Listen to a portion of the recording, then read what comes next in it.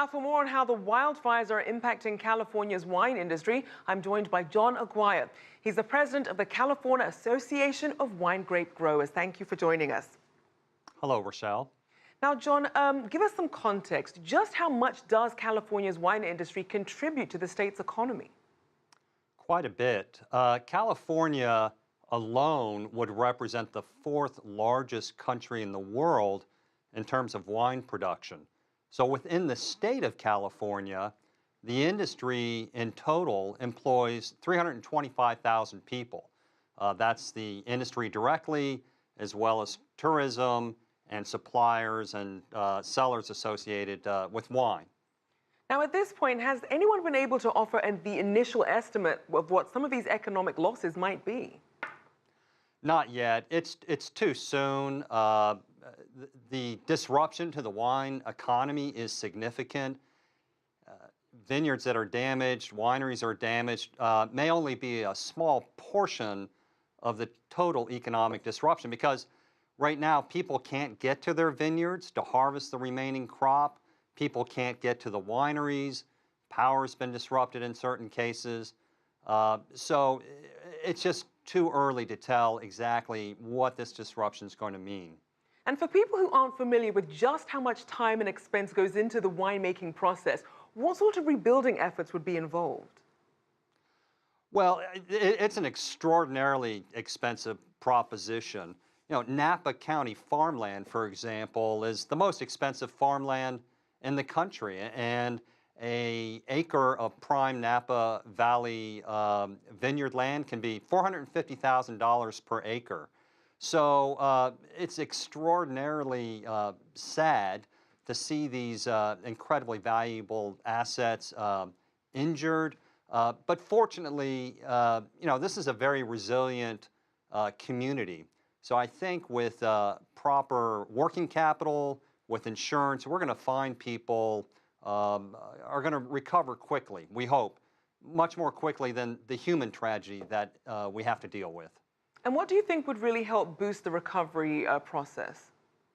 Well, the key to resilience in the face of disasters really is people that are insured have access to that working capital to get their businesses back up and running, that the government steps in with proper aid to make sure that people can access loans. This is a very capital-intensive business, and there's a lot at stake here. Now, there are 24 million people who visit California wine country, so we need to get these businesses back up and running so that families can earn their wages and these businesses can continue contributing to the California economy. And these businesses certainly go beyond winemaking. So how much of an impact do you think this will have on the wider wine tourism industry? You have the tours, the hotels, the restaurants. How much of an impact could we see? Well, the impacts are substantial. This is a peak period in terms of wine tourism. So to see, we're facing a lot of road closures, evacuation orders, affecting really prime tourist areas. So with that said, I do believe that once these fires are brought back under control, we're going to see a strong rebound in tourism. But for right now, it's a problem for these businesses. Now, agriculture is the largest jobs provider in the world. So as we look at the various industries included in California's affected areas, the vineyards, farming, ranching, even cannabis producers, etc., how much are they being affected? Well, quite a bit. The effect on agriculture generally in these three counties is substantial. You know,